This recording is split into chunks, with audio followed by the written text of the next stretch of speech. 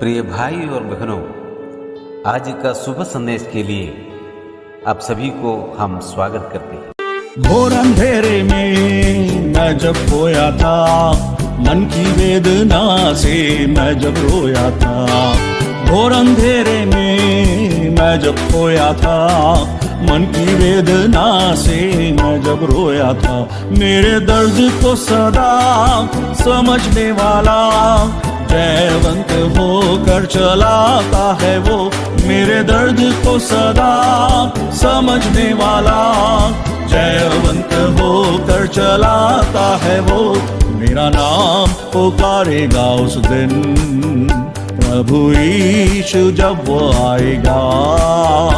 उसके अपने ही लोग उठा लिए जाएंगे, उसका वायदा भी उस दिन पूरा होगा। मेरा नाम पुकारेगा उस दिन। आज का संदेश प्रभु के दास टीवी एंटनी अंगलेश्वर से बांटा जाएगा। प्रार्थना के साथ सुनिए। जय मसीह की। आज का सुबह संदेश के द्वारा हमारे जो वचन सुनते हैं सभी श्रोतागणों को हमारा हार्दिक स्वागत है। आज के मनन के लिए यूहन्ना रचित सुसमाचार 12 अध्याय की 24 आयत पढ़ने के लिए चाहता हूँ। John gospel chapter 12 verse 24। मैं तुमसे सच सच कहता हूँ कि जब तक गेहूँ का दाना भूमि में पड़कर मर नहीं जाता वह अकेला रहता है, परंतु जब मर जाता है तो बहुत फल लाता है। प्रभु यीशु मसीह इस दृष्टांत एक खेतीबाड़ी से और कहा है। इस दृष्टांत कहने का एक कारण है, पर्व में कुछ यूनानी लोग भजन करने के लिए आए, लेकिन ये लोग आकर फिलिप्पुस का पास में आकर कहा से विनती की, श्रीमान हम यीशु से भेंट करना चाहते हैं। फिलिप्पुस अंद्रयास को लेकर प्रभु यीशु मसीह के पास में जाकर कहा, हम तो यूनानी लोगों ने कहा हम तो यीशु मसीह को भेंट करने के लिए आया है, इस प्रकार कहा।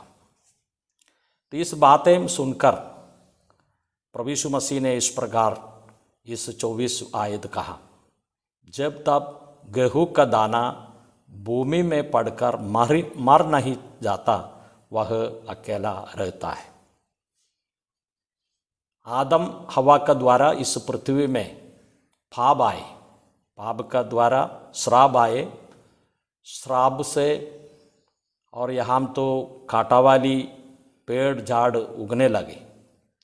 एक श्राप को दूर करने के लिए स्वर्ग से यीशु मसीह एक गेहूं का दाने का जैसे इस पृथ्वी में आए। इस पृथ्वी में आकर हमारे लिए सूली पर मर गया, मरने का बाद में तीसरे दिन जी उठा। आज ये स्वर्ग का दाना जो प्रभु यीशु मसीह स्वर्ग में है, और यीशु मसीह ने इस प्रकार कहा, जो यीशु मसीह को ग्रहण करता है तो वो व्यक्ति भी एक गेहूं का समान है। इसके लिए बातों को हमारा मन में रखे हम गलातियों का पत्रिका से कुछ बातें और हम देखेंगे। गलातियों का पत्रिका उसका अध्याय 6 का 7वीं आयत में, क्योंकि मनुष्य जो कुछ बोता है वही काटेगा। इस प्रकृति में हम देखते हैं और नियम इस प्रकार है, जो बोता है वही काटेगा। गेहूँ बोएगा तो गेहूँ ही काटेगा, चावल बोएंगे तो चावल काटेंगे।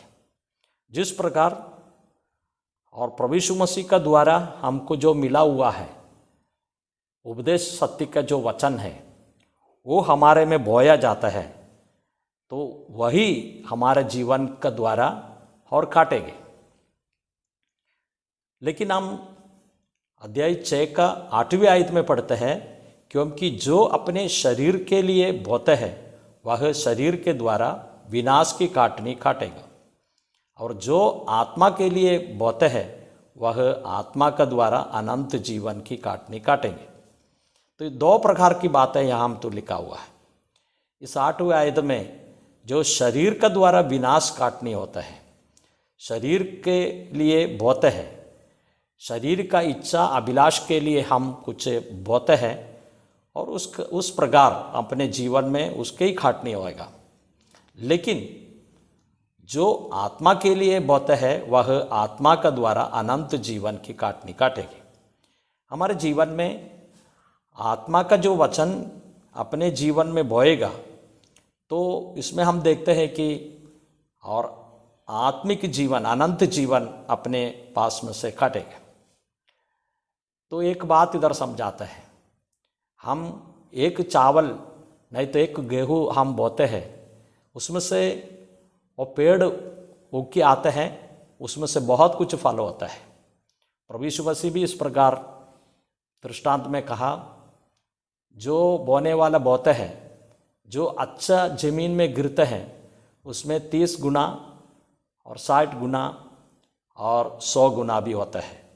जैसे है हमारे जीवन का द्वारा हम आत्मिक बातों हमारे जीवन में बो जाते हैं तो आत्मिक अनंत जीवन की बातें और काटेंगे। लेकिन हम तीसरा बात हम देखते हैं और 9वीं आयत में, हम भले काम करने में हियाव ना छोड़े, क्योंकि यदि हम ढीले ना हो तो ठीक समय पर काटनी काटेंगे। और एक बात यहाँ हम तो प्रेरित पौल कहता है, हम जो आत्मिक बात बोते रहेंगे तो हम देखते हैं कि इसमें आत्मिक जो फलों तुरंत नहीं तो भी कुछ सीजन में, कुछ ऋतुओं में हम काटेंगे। कोई भी एक चावल या गेहूँ या आम, कोई भी बीज इस पृथ्वी में बो जाते हैं, लेकिन कुछ समय के बाद में उसका फल आता है। जैसे हमारे जीवन में हम इस आत्मिक बातें बोते रहेंगे तो कुछ सीजन का बाद हमको इसका फल मिलता है।